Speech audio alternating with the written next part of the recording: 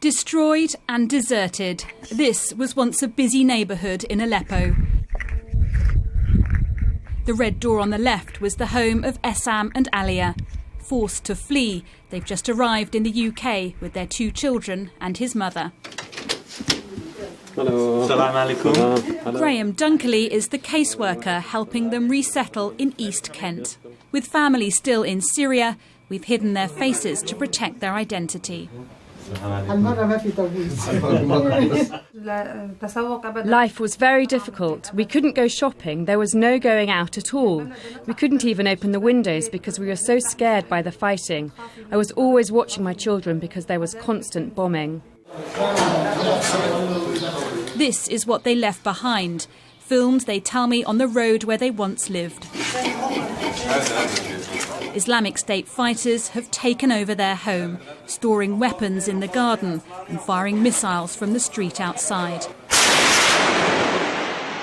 Every night, the family feared they would be killed.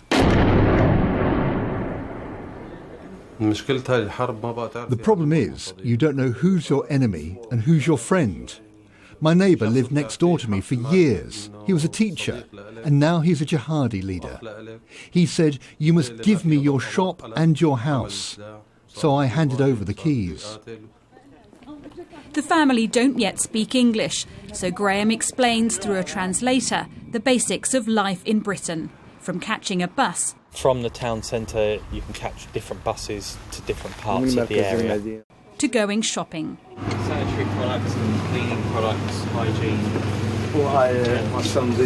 It is a culture shock at times. I mean, right now we can feel that the autumn wind is up, so it's making sure that they have the right clothing, making sure that they know if they have children when they go to school what they need.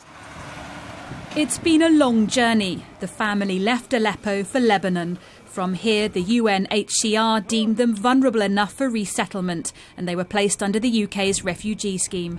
Leaving their homeland was a painfully difficult decision, but with 2 young children, they had little choice. I was so upset, just too upset. When you've left everything, your family, your house, but what can you do? Everything is gone, taken by force. There's nothing we can do to stop it.